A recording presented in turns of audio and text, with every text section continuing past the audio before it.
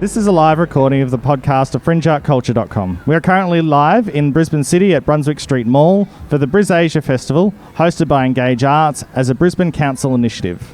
I'm your host, Grant, and this is Alison. Hi, how you going? And we have with us Alicia. Hi.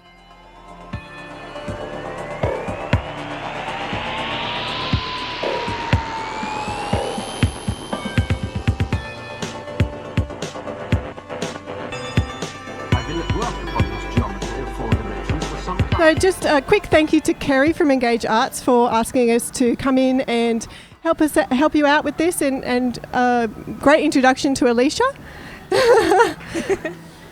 And to Claudia DeSalvo, who will be helping us out, and she's doing some work experience and recording this for us, taking some photographs. She's sitting here as well. So thank you very much, guys. So Alicia, you're a Japanese-Australian artist.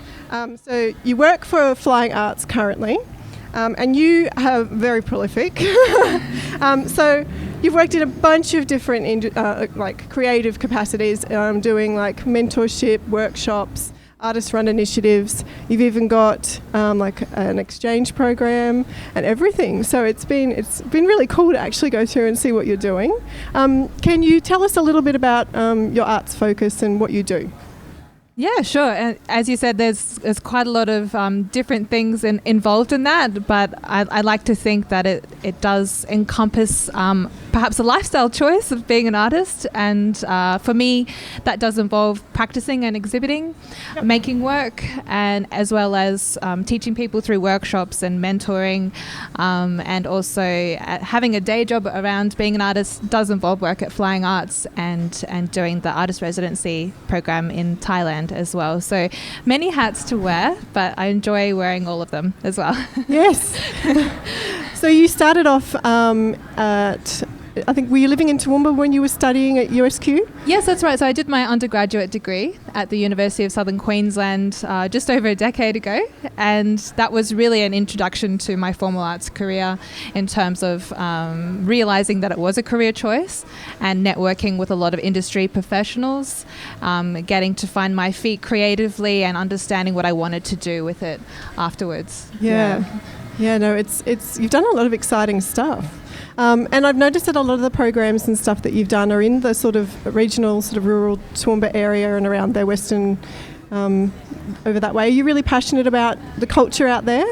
Yeah, I think regional arts in Australia is very progressive and exciting space to be. I still keep in touch with all of my colleagues, peers and lecturers from university, and we have become a bit of a cohort in terms of still engaging with each other, working with each other, even collaborating and exhibiting in each other's spaces, and things like that now. So it's a very close-knit community out there, and even though I'm not living in Toowoomba anymore, I still find myself engaged with that community quite heavily. And I think they're really coming out of their shell out there too. There's a lot of stuff going on. Definitely.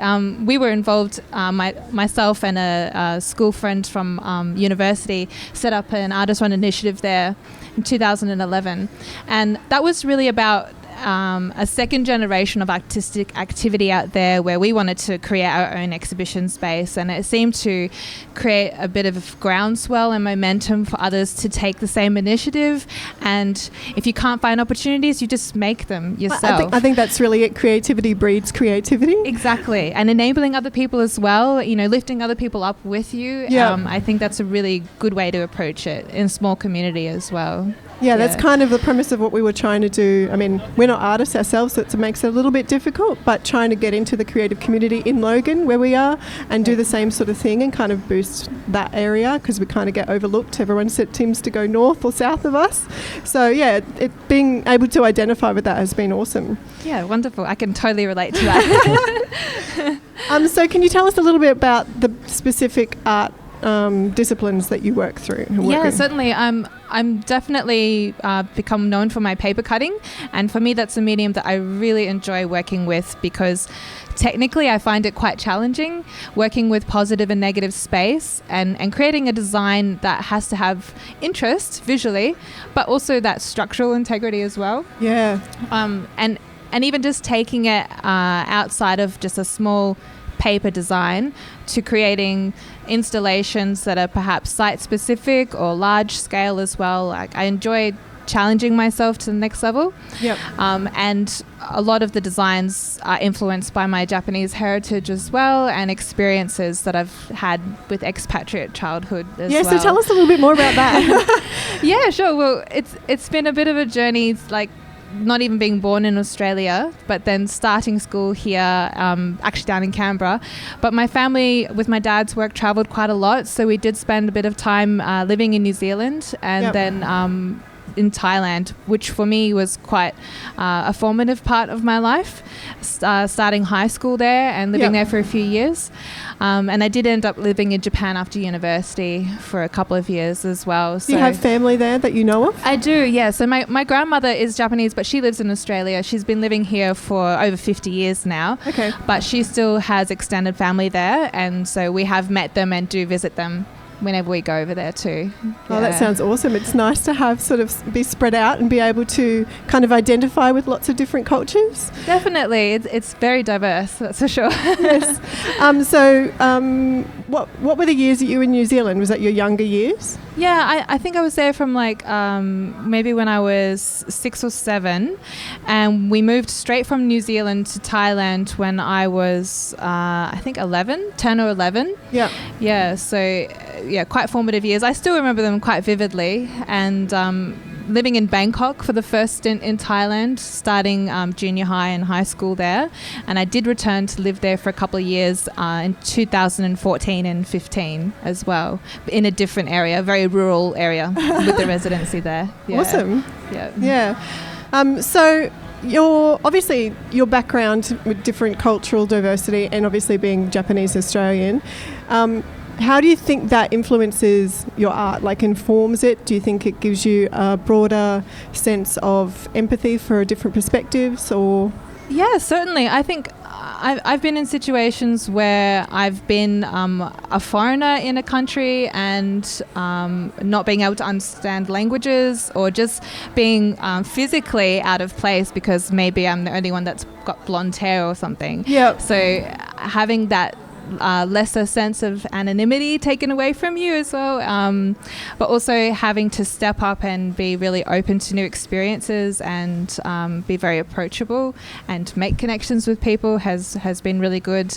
And in terms of those experiences, that translates visually for me, exploring that cultural hybridity and as well as like trying to connect to the past as well, both having Australian and Japanese heritage. I like to try and translate that into a visual sense, I suppose. Yeah, I really I like the Japanese aesthetic. So there's a few artists that I know of that kind of use the goldfish, and you use the koi. That's right. Yeah. So for me, that is a really strong symbolic metaphor for my childhood, because my grandma used to give us gifts when we were kids, and they were always very traditional Japanese things. And one thing I particularly remember was a kite that was like a koi, and they used them for Children's Day in Japan. Oh, yeah. And these items, because we moved around so much, would always travel with me, and they'd usually be the first to be unpacked and the last to be packed up. So it was sort of like putting them somewhere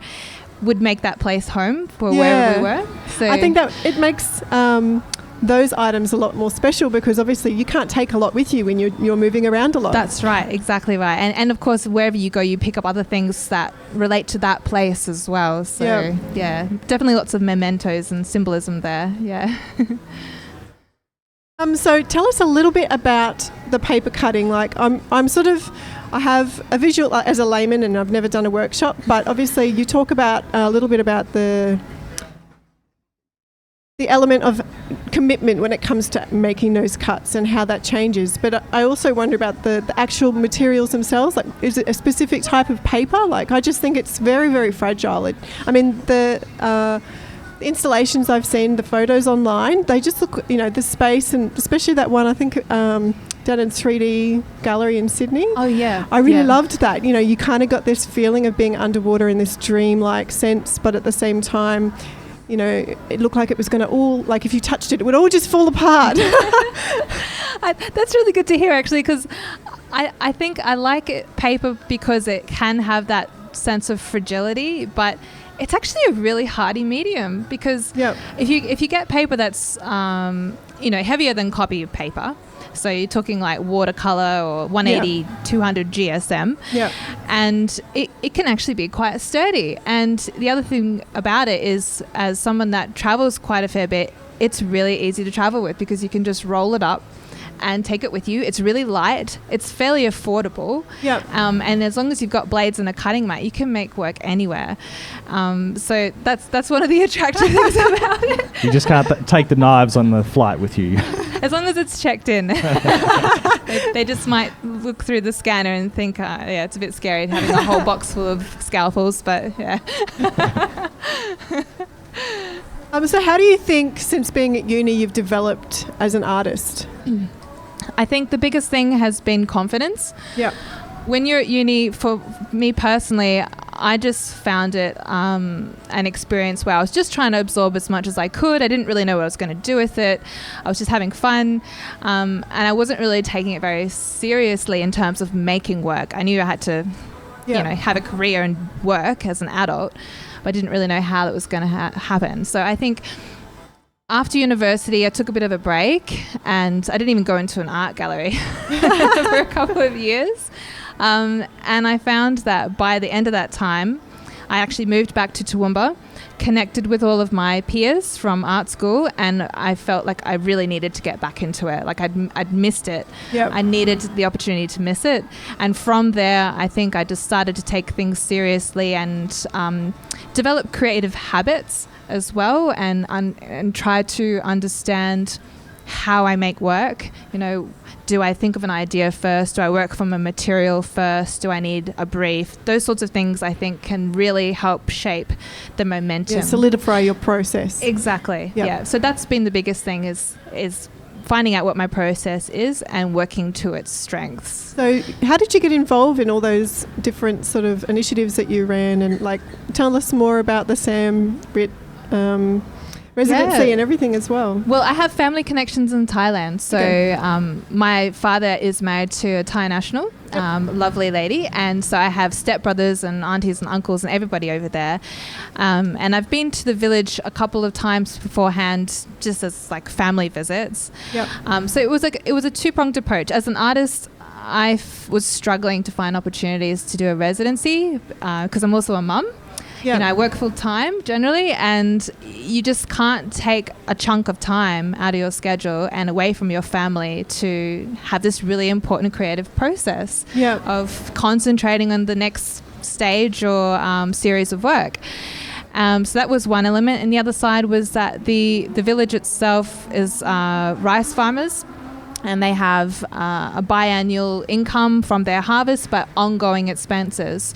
So the other equation was trying to think of a business model that would enable them to have extra income and employment that would use existing resources that are there. So serendipitously, a commercial property came up that sort of fitted into this residency model really well, and that's why I was living there most recently, to actually live in the premises, set it up, experience it as an artist, what was needed, what needed to be changed or developed, and then actually launch the program as well. Awesome. So how many artists go over there at a time? Is it single? Do you have a round that go over? It's such a flexible program, and I think that's why it's so successful, is because we don't have set time frames. So the shortest anybody's ever gone there is actually a week, but they were sort of traveling through Southeast Asia, and she had a family connection, whereas other people have stayed for up to 2 months. So that's quite an immersion into the village,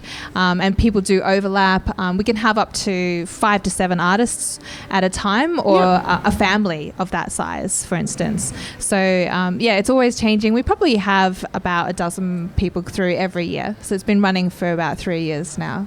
Very exciting. Yeah, it's funny how it's worked out so well, actually. It's good. So how do you juggle your own family with your art practice? My son's probably been to more openings than a lot of adults. We keep dragging our kids around to them too, actually. Yeah, well, when they're that young, you just swaddle them, take them with you. But I think he's developed a very strong respect for me as a creative person. So he understands when I've got work coming up that perhaps you've just got to be careful of that corner of the living room, which is like taken up with all these art supplies or something. Yeah. So he's very, very good like that, and has actually got his own little creative interests. He has a space to make things as well, and I find that if he has an opportunity to do what Mum's doing, he's happy to do the same thing at the same time. And also, of course, I have a very supportive family and partner as well, and they always help with occasions where I've got to travel or be at events and things like that. So I'm very grateful to have a lot of support like that too. Our girls have kind of got to a point where we take them to an opening to support an artist, and they'll run straight for the food table. My son's the same. In fact, he now critiques the food at each opening. Oh, it's hilarious. Yeah. And she's my 9-year-old. She turns 10 this year. She's saying to me, "Mum, I think I'd like to have an exhibition." I'm like, "Oh, that's really cool, honey." That's wonderful to hear. Yeah. And she's like, so they're drawing up, and my youngest has actually had she's in grade 1. She just did like a show and tell talk today, and she's just picked a local artist who literally lives around the corner from us. Oh, great. She just loves her work. So we've got one of her paintings in her room, and she operates a local burger joint because she's also a chef, and she has all her art in there. We went to get stuff from her one day, and because she knows she's such a big fan, she's like, "You can choose one." And she was just like, "Oh my gosh, she's giving me art." So she took home this piece, and that's her show and tell today. She's done it. That's so good to hear. So it's good to have that engagement, and it's Totally. also, we were saying before that when you go into a gallery, sometimes the labels that people have on art can be feel a little bit disconnected to how you're supposed to feel when you go into an art. But it's to have a kid's perspective and to see, the light in their eyes when they're engaged in it. It's been really awesome. Definitely. So it's an honest perspective too, I think, sometimes. Oh, definitely. So, yes, it's exciting that you've got your son, he's already involved in, he can, even if he doesn't do creative stuff himself, he's obviously got a great awareness of, the industry and what happens. And all that definitely. kind of and a lot of, I think, social skills, I think when it is more of an adult's world than a kid's world, but I think he's just grown up with that. That's what he's used to. Yeah. So what would you say, how did you develop your influences? So you went through university, and obviously you had a lot going on there, and you learned a lot of forms and a lot of the background of stuff, but obviously you developed more once you got out of university. Where did you draw that inspiration from?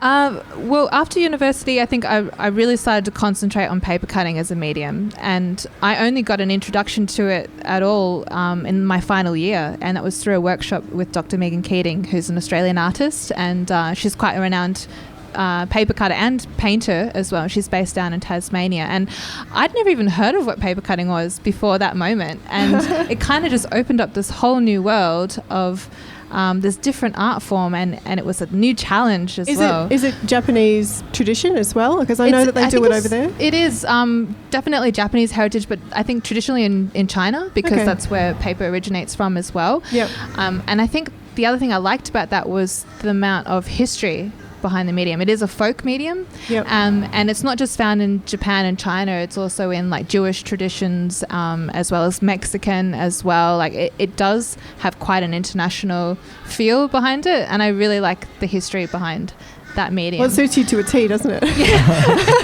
There's lots of new things to learn. I think that's what I like about it, and of course the challenge of refining the technique as well, whether that be using different materials or making the design much more intricate, or just something about it that would mean that I'd have to learn something. Yeah.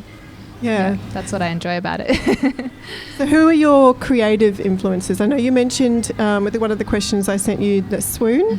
Yeah, Swoon is a New York-based street artist, and her real name's actually Caledonia Curry. So she traditionally trained as a printmaker and a drawer, and I think that's why I really like her work. She's very technically skilled and does beautiful portraits and these really ornate designs where she actually goes to places and researches different elements and embeds these stories into her work. And as well as being a printmaker and a drawer, she does also paper cut some of her designs as well, and a lot of them end up being paste ups on walls. So she started that on the street, and it was eventually picked up and is now commissioned to do installations inside museums and galleries and institutions like all around the world. And I really admire how she's technically skilled and refined her skills that way, but she's also a really good storyteller and engages with the people and the sites that she puts the work in as well. That's why I like her work. So the narrative is really important, I think, as far as culture goes. Yeah, I think we almost have a responsibility to do that, because we have this platform to share not just beautiful works, but to share a means of storytelling and a different perspective. That's exactly right. Yeah. So, and she really takes that on quite seriously through her own philosophy as well. Yeah, quite an activist almost. Yeah, it's good actually. The exposure that we've had to so many artists over the last 12 months, because we've really only been doing it for that long, has lent me some connections to artists that I didn't even know existed. Without being an artist myself, just being a writer, it's I've always had a really strong interest, I guess what you say, or just the creative world really intrigues me. Yeah. And I really think that people, because they don't understand how to approach that, it kind of becomes a too hard basket. But the narratives and everything that run through it all, if I can kind of help to explain or make it a little bit more accessible to everyone, that sort of. But so to be able to see different artists that I'm getting introduced to is amazing, because there was other artists, I think, what's her name? I always get it wrong. It's Sarah someone, but she does like really. Sally? No, she's not. She's not from Brisbane, but she's. I think she's from overseas, but she does these really big, like controversial, phallic, kind of twisted artworks, and her influence strangely influenced a cinematography. I can't remember what it was called. Whether she's cinematography, Mary Randall. Oh yeah. And her installations are all environment based, but she does video of the underground of It's like the root structure at the bottom of trees and like mangroves and stuff. I know her and work actually. Yeah. Yeah. So to see that her influence came from something completely different, it just it was a light bulb moment for me. I was just kind of like, oh yeah, I can see where you're coming from. That's kind of disgusting and whatever, but it's also this, and it was like body sounds and stuff. But it was kind of all a bit, the cross connections between everything. I just find really interesting. The organic nature of it all, I think, is the some of the tie-in with the squelchy, farty noises. Yeah, I think we had one in the Queensland Regional Art Awards for flying art. So I think I know which one you're talking about. Yeah. We put one of these questions down on the form too. Was what do you consider success in your industry? Or to you personally? Yeah. Yeah, I mean, I think that can mean different things for different people. I think perhaps the perception for a lot of people is commercial success, financial success as an artist, because it's such a competitive industry, and it almost takes, you have to invest the time in it to build up a profile, unless you just have a lucky break for some. Yep. But for me, it's not really just about that. It's about being able to use it as a platform to learn more about the world and to learn about more myself and how I fit within that. And I think, as I've mentioned before, I love to learn things. Research is a really big part of my work, because I like to be able to feed this information or stories or history into the work itself, and I use that as an excuse to create new things as well. So if I can continue to do that and explore new places and make new connections and make new work and gosh, the financial success would be a bonus, but yeah, I think just keeping on this trajectory would be really good. It's a hard thing, I think, to measure, and obviously an artist creates because it has to come from within, but as an external force, our economy needs to put some kind of value on it for it to be valued across the board. So it's like a balance between those two things.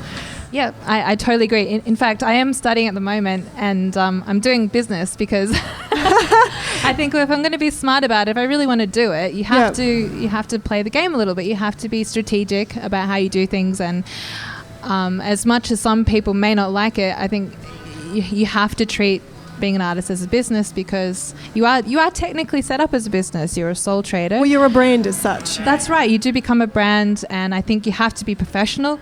And if you know how to be, savvy in that sense, I think it can only set you up for more success. So, yeah. So what advice would you give to anyone entering the industry? I think definitely a high level of professionalism and being approachable as well. It doesn't matter who you're dealing with. The arts community is so small. You could be working with somebody at one stage, and 5 years later you could be working for them, and you have to sort of maintain keep those bridges strong and produce good work, high quality, and be dependable, as well as sticking to your creative and collaborating. Collaborating, I think that's definitely important. I think that stretches you. As a creative person, it opens up those connections. It forces you to try new ideas, new mediums, and perhaps even letting go of being precious about your work. A lot of people tend to get caught up in what they're making, and they don't want anybody to touch it or change it. But I think collaboration is a really healthy way to stretch yourself out of that. Pick someone who's completely different to you in style. That's right. And push yourself. Yeah, that's There's right. One fellow who I've heard of, Derek Shivers. He started a company called CD Baby in the US. It was one of the first online distribution for independent artists. And one of his things was, in the beginning, you just have to say yes to almost anything. He ended up playing music at a circus. So it was just like somebody asked him one time, "Oh, you want to come play at this circus to fill in?" And he ended up doing that for like 2 years straight. And he was the guy that would come out before everything else would happen and just kind of rev people up and get people really in the mood. So it stretched his repertoire, and it just gave him so much education just through doing something. So getting out there and doing something, getting involved, saying yes when somebody asks you to do something, even if you think it's going to stretch you that little bit. I wholeheartedly agree, and I think those experiences can shape you as a professional and put your name out there, and volunteering is a big thing as well. Like, if you can't find paid opportunities at the start, I've done many hours of volunteering, galleries, gallery shops, events, festivals, workshops, those sorts of things. It's all about building a network around you and building a reputation for yourself as somebody that people want to work with as well. I think that's really important. Yeah, it's really good to kind of make people take you seriously. That's right. Yeah. And there was actually one story you had in here where you maybe stretched yourself beyond. I had an occasion a few years ago. It was quite a few years ago. It was a learning experience for me, and in the end, everything turned out fine. But it was a public art commission where my idea was okay. It got accepted, and I was very excited about it. But the actual production and fabrication was something that was completely out of my realm. And I think in any other situation where perhaps the timeline was a lot longer and I had some assistance from people that were experienced in that, everything would have been fine. But unfortunately on this occasion, for circumstances out of my control, the whole proposal was fast-tracked, and I think I only had something ridiculous like 4 weeks to get this thing made and put into place. And there was just not enough processes leading up to that in terms of trial and error and prototyping and actually going and trying different materials and things to use. So although in the end it was fine, it was not the result that I really wanted. In the end, we had to change things. But it was a big learning experience for me in terms of getting an understanding of expectations and managing those, both of my own and when you're working with someone, and just making sure there's enough time and allowing for everything in terms of organising and coordinating, making things as well to take place. You've got to respect that too. Yeah, definitely. Yeah, there's a lot that goes into the creative process that you don't realise. Lots of people are just like, oh, it's a finished painting, that's lovely, and you don't realise there was months and months and months of... Well, that's right. Sometimes we make it look too easy when it's just there on the wall or standing somewhere at the end. Well, it reminds me, there was an Adam Savage from Mythbusters. I was listening to a talk that he did one time, and he relayed an experience he had when he was doing some staging for an independent movie producer, and he made all these committed promises that he would do this stuff, and it got to the end, and it was a total failure, complete and utter failure. They said, just get out, just go, just leave.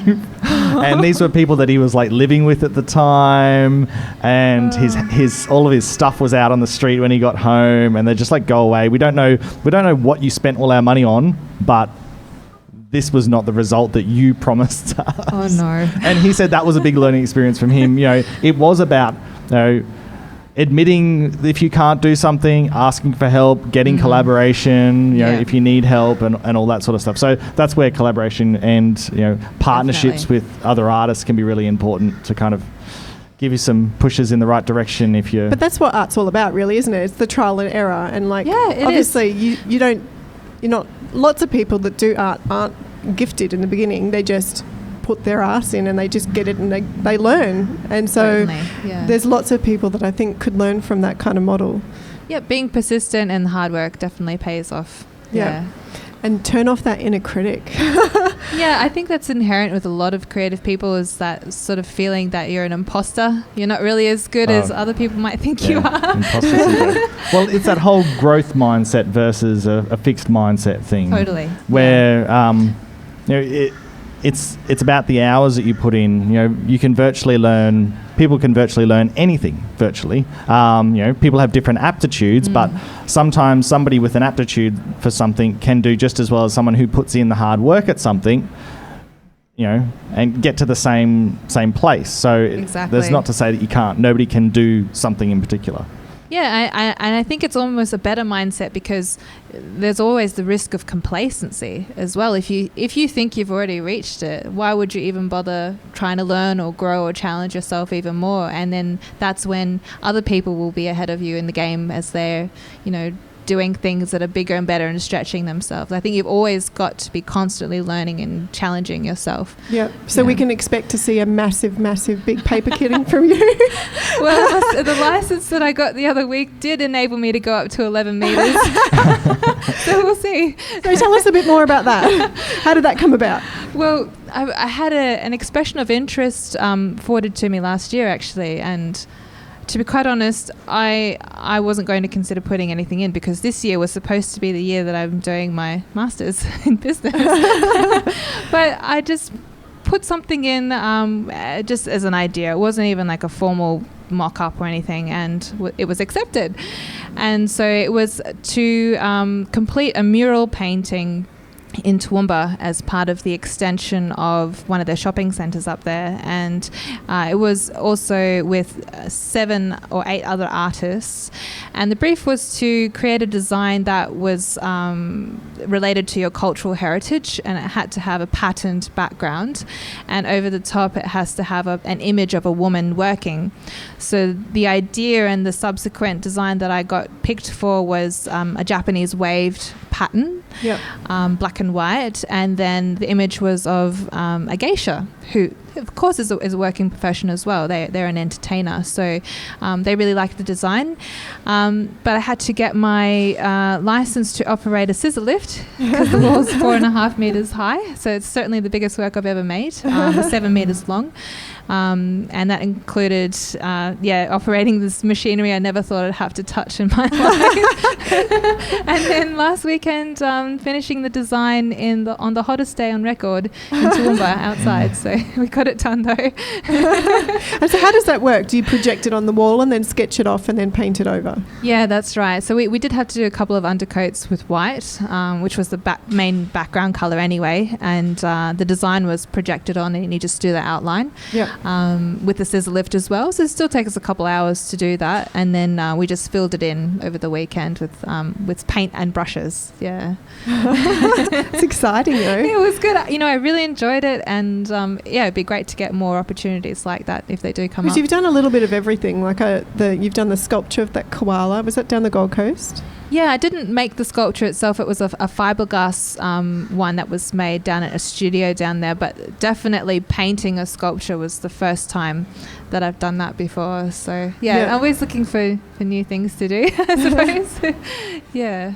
And there was a series that I saw of self-portraits that you did was it in Thailand? It was, yeah. That was something completely different for me because I hadn't really picked up a pencil for the sake of drawing since university. Yeah. So there'd been quite some time. And was that while you were in the residency over there and during that time, or was it sometime different? It was when I was over there setting up the residency program, and I was actually setting that up at the same time as studying, and I had a bit of a uni break for about 4 to 6 weeks, and we still had to be there. My son actually started school there and so forth. We were living there for quite some time, and during the day when he was at school, I just needed to do something. And the first drawing was actually in response to a drawing competition. I just thought, well, okay, I'll do something. And that was the catalyst for the whole series. So it was about exploring different hairdressers from different cultures, and then the bird life that were actually living in that area around the residency. So I'd find myself driving back from the school run and, bird spotting, Googling Thai birds that are brown and trying to find out what it was so I could name it appropriately as well, and also get an image to work off as well. Yeah, I really liked that body of work actually.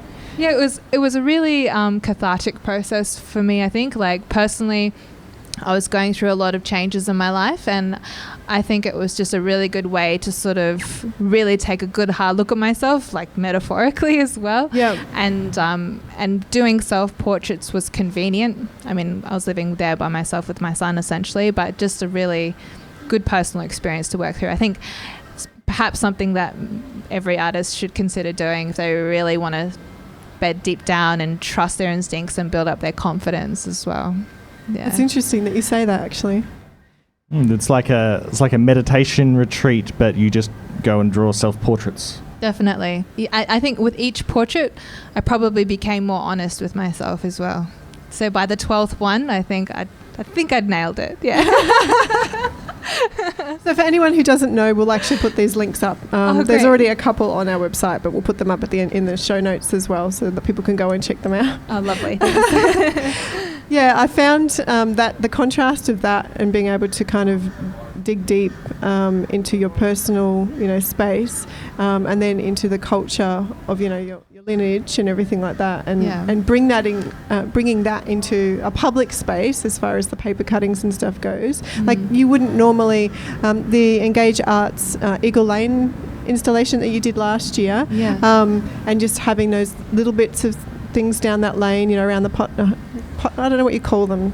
We call them drain covers, I think. Yeah, I don't know. I was going to call them potholes, but that was wrong. And in the windows and stuff, it kind of makes you. I mean, we're almost in Chinatown here, so there's a lot of Asian stuff in the city and in this area. But for any white Australian walking down the street, we don't expect to see that kind of thing. So it does make you think about why they're there and all that kind of stuff. So I guess that's kind of where you're coming from. Yeah, definitely. And that installation was a great opportunity to address some challenges in terms of being site-specific and also being ephemeral. So we had to take it down after 2 weeks as well, and having the elements of surprise, because we had also some chalk sprayed stencils on the ground as well. So you sort of had to go through the laneway and find that.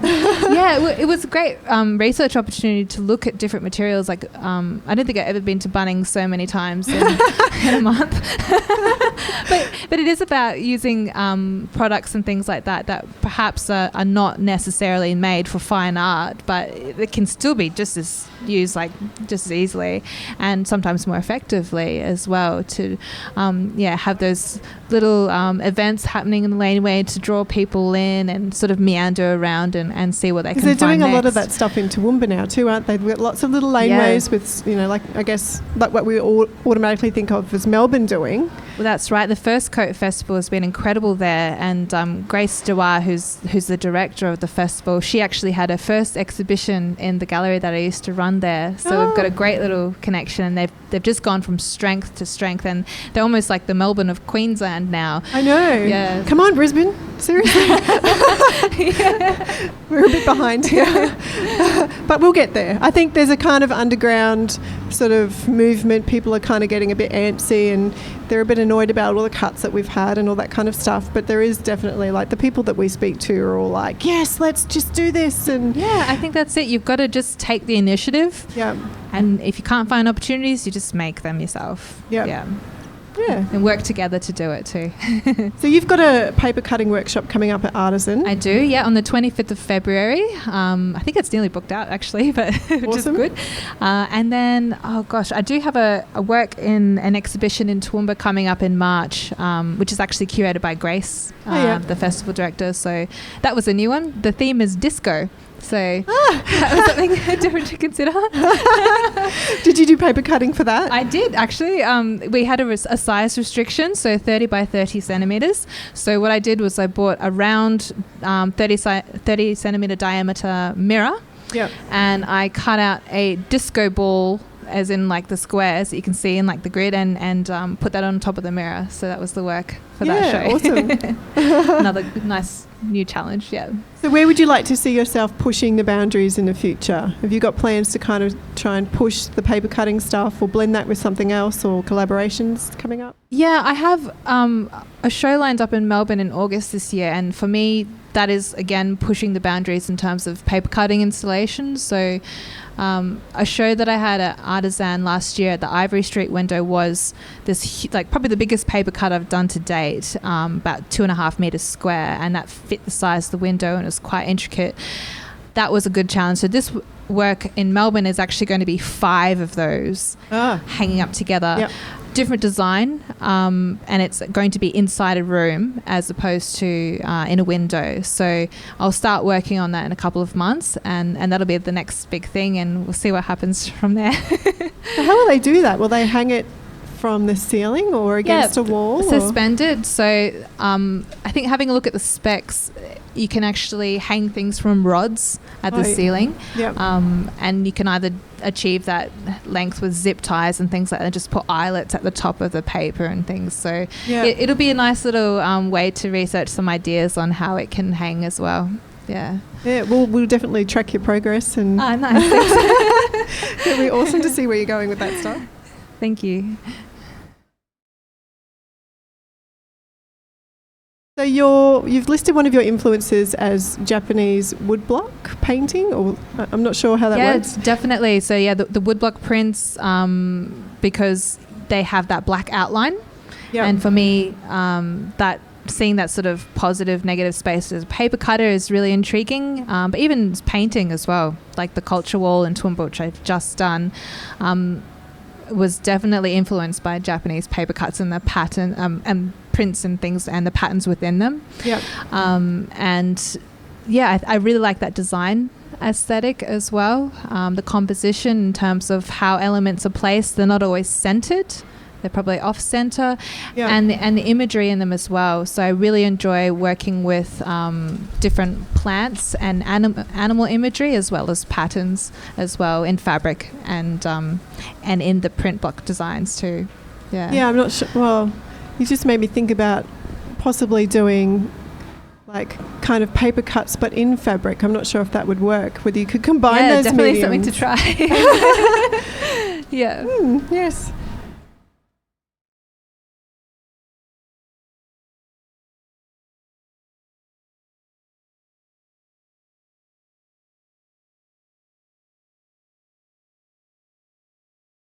I was interested actually you did in a couple of years ago, a couple of things in over the Toowoomba region, and one of them in particular that you mentioned was the art journal, and you did mention that you did like a snail mail type collaboration with someone while you were in Thailand. How did that work?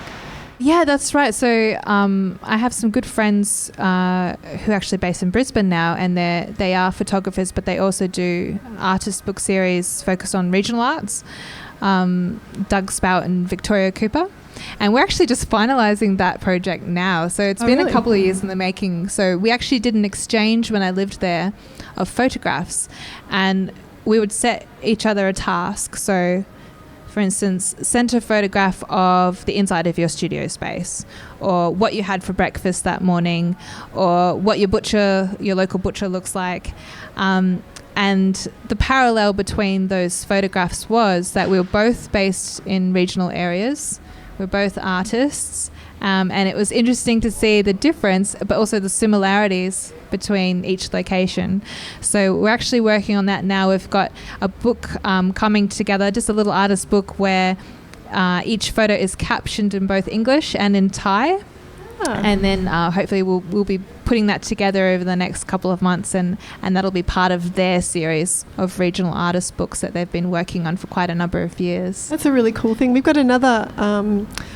interviewed another artist, Peter Thompson. She's a local from Logan, and she does lots of like scrapbooking and all that kind of stuff. She runs workshops in the local sort of I think it's the Crank program that they do for the school holidays, and they get young girls in, and she does like empowering things, and gets them to create an embodiment of their most brave persona and all that kind of stuff. So it's really exciting stuff. But she sends, I'm not sure where her niece was, I can't remember where she said she was, but between them they send back and forth just a little journal that they both contribute to and write a little story, and to see put it that back in and send it back, and between an adult and a child who are both creating is really exciting, because there's like a little narrative that goes on. Yeah, that's a beautiful connection. I like that idea. Yeah, so that's what it reminded me of when you were talking about that. But yeah, to be able to see the two different sides of, really, when you look at all the different cultures, we're all very much the same, despite our differences. We're all humans. We're all the same things, And yeah, to have that kind of contrast is really good. Yeah, it was very interesting. That was one thing I wanted to ask you about your, the eclectic nature of the places that you've lived all around the world. So, obviously, everything that we see, in Australian culture is all viewed through the lens of Australian culture, but, you go to a different place.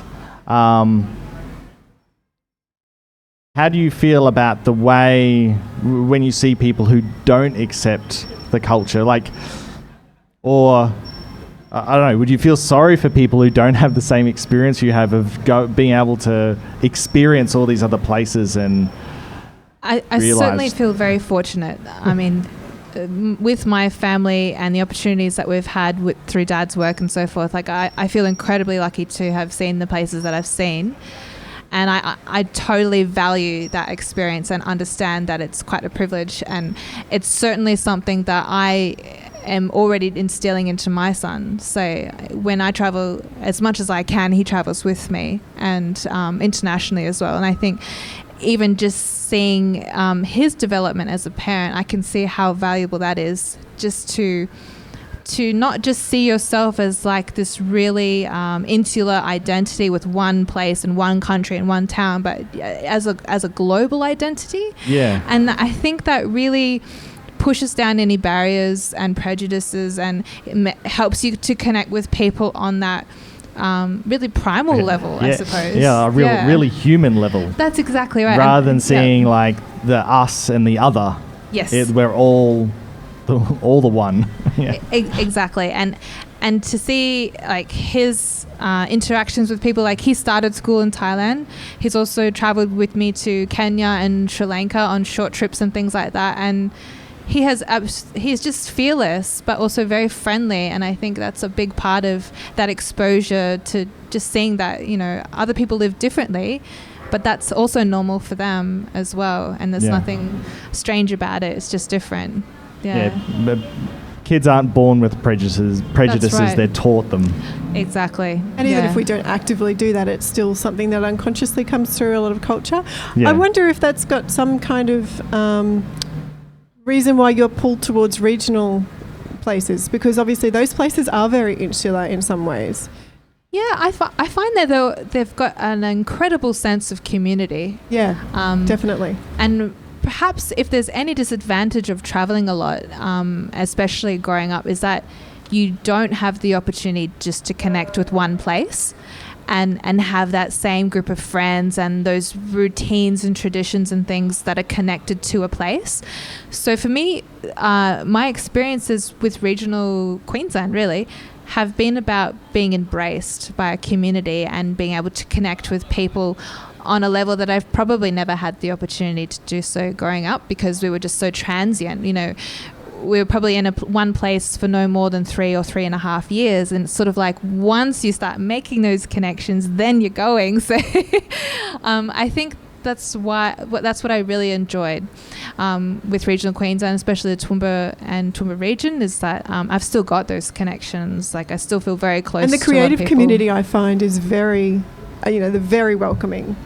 Oh, definitely, very supportive, very progressive. I've got equally as many friends and peers as I do mentors in the creative communities there, and I value them very much. Yeah, it's an amazing thing because Logan itself, the creative community, everybody knows each other because it's quite small where we are, but there's undercurrents that really stretch really far. And artists that I thought were actually locals really aren't. They're actually from a far way away, like North Brisbane and stuff. Oh, there you go. And I've gone, but you do so much down here. And they're like, just because we know these guys. Yeah, and it's definitely the way it works around here. There's definitely a sort of a spider web of people that connect through and come together, and I think that is strengthening and it's growing and it's becoming a little bit more public, which is exciting. Yeah, I agree. Yeah, because I think maybe the regional culture that the Logan area may have used to have had, the small town culture, is going away as more diverse people come in, and there's no single culture. There's a lot. It's more homogenous, but there's nothing that ties those people together, those groups together. Okay. So I think that's where art needs to come in and kind of break down those barriers between those disparate groups. Certainly, yeah. Act as a platform to connect people together and share stories together. I think that's really important and a good way to do it. Yeah.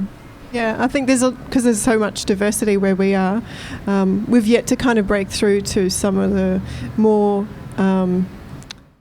less white Australian stuff, because a lot of the initial exposure that we've had over the last 12 months has been very much people like ourselves. But I really want to get into that space where we're actually talking to people and even just exploring one aspect of their lives, whether it just be let's look at family and just see how this translates across all these different cultures and try and bring it out that way.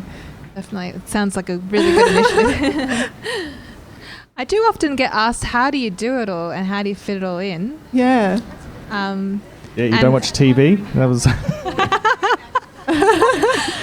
I probably do have a little insider secret, and there's two actually. One is I don't have a television. I got rid of that about 5 years ago and I've never looked back. Not to say that I don't watch movies, certainly do, and I do watch television series now and then, but I think it's great to get rid of distractions, especially visual ones as an artist. And the second one is napping. Getting home from work and then having a nap and then starting the day again almost, so you get to fit 2 work days into one. Actually, it's really funny because as a writer, I have lots of different writers' circles that I interact online, and someone got online the other day and said, who here has afternoon naps? I totally do. Oh, yeah. I know, I've actually... Alison has mid-morning naps. Yeah, we had a nap this morning. Oh, nice. I was up till midnight working, so I was like, I've been running, I've got into a habit now working for myself where I'm burning the midnight oil every night and trying to get up and kick kids to school and going, oh my God, I can't do this for 5 days in a row. So getting to a point where I just need like a power nap. You just have a cup of coffee and lie down for 20 minutes, and by the time the coffee kicks in, you're like, woo, I'm all right, let's go. It's such a good secret, and it really is the time frame. The 20 minutes for the power nap, or if you've got an hour and a half, it's a full REM cycle. Yeah, that's awesome.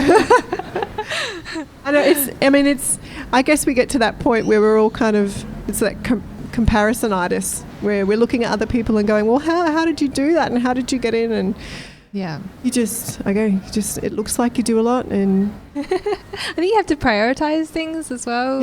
Obviously you can't do everything all at once. Like it's been a crazy week for me last couple of weeks with the wall painting commission and with work and study and everything, and just to pop the cherry on the top, I'm moving this weekend too. So couldn't have all happened at once at a better timing, but but you just have to make little changes and maybe have a couple of nights of microwave meals. Toasties.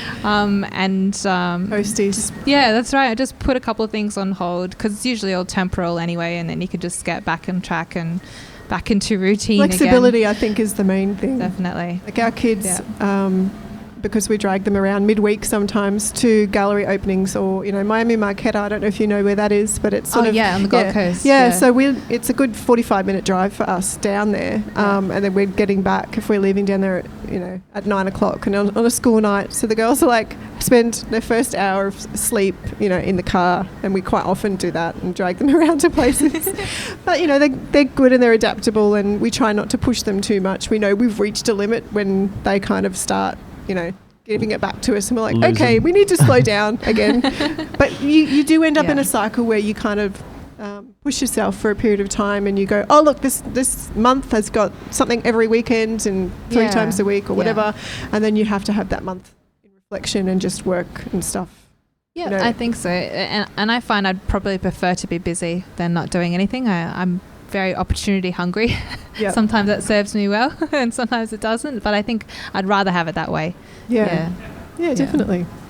Well, it's been very nice catching up with you today. Thank you so much for having me. It's a pleasure to talk to you both. Yes, and we'll I'm sure we'll run into each other or talk to each other again in the future. Yes, I think so. That'd be nice. Anyone else have any last minute questions before we wrap up? No, well, thank you again to Engage Arts for hosting us here for the BrisAsia Festival. Thank you.